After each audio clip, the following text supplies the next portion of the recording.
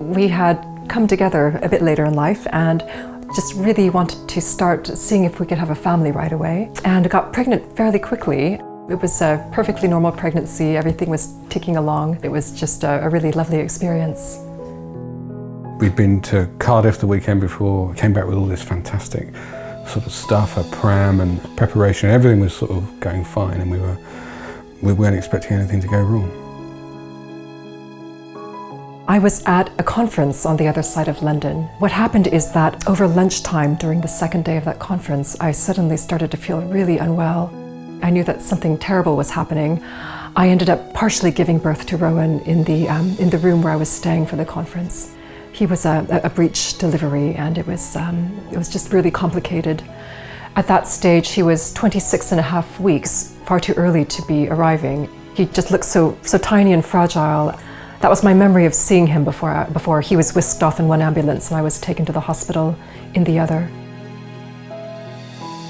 Once I knew how serious it was and that I definitely knew an ambulance was on its way, then I tried to just make my way over there as quick as I could. They came out to see me and they told me that Rowan had died, but my wife was okay. And I remember saying, "Oh, we were so close." The midwives were brilliant. The first thing they said was, "Give us your phone." When Rowan was brought out to us, they just started taking loads of pictures with Jonathan's phone, which would not have occurred to us at all. It would not have occurred to us to ask anyone to take pictures of those moments. They're the only pictures of Rowan that we really have that we want to see. So the fact that we have them is really due to her kindness and her foresight. We stayed the night in the room with him, and it was both wonderful and terrible at the same time. You know, it was great that we could spend time with him, but obviously it was, you know, just terrible. We go to the cemetery. We go as often as we can.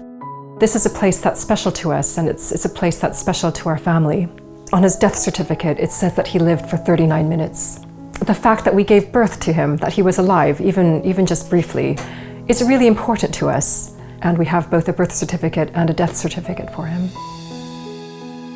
Someone, I don't remember who in the process, but slipped us a leaflet which led us to then get in touch with Petals. Emotionally, it was really bad. It was good to go and talk to someone just about that process of what we've been through and to help us process all of that, and also help us to think about just, you know, getting on with life again and what life would be like from now on. Having those sessions in the diary was brilliant, knowing that we would have a designated place to talk with Karen just about all the relationships shifting around us. No one wants to be in a club where what you have in common is having lost a baby. But that's where we were, and we had to find a way to make that our new reality and keep on living it. So Karen helped us to talk to each other. She helped us to find language to talk to the people around us with whom we were struggling. And I think she helped us to find a way to be kind to ourselves as well. I would encourage men to go as well with their wives or partners, because I think it's a really helpful way to understand each other, and then you're more able to support each other as well because you know more about what the other person feels or thinks. I wasn't prepared for how challenging a subsequent pregnancy would be, but it was brilliant being able to go to see Karen throughout that pregnancy and to be able to meet with her and talk through our anxieties.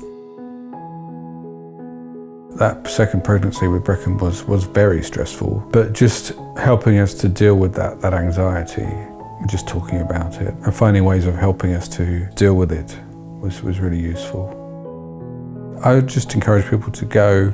Supporting your partner or your wife is also important if you're able to process your own grief as well. Because if you're not doing that, it's going to pop out in some unhelpful manner at some point. So why not get the help you need? If you had an injury, you'd go and see a doctor or a physiotherapist or something. And this is such an impact on our mental health and our emotional life that it's like an injury, and why would you not go and get that sorted out?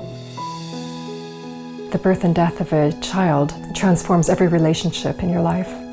who I am as a mother, as a parent, is shaped by that experience of having loved and lost Rowan. I'm very clear that I have 3 children and one of them was born and then died.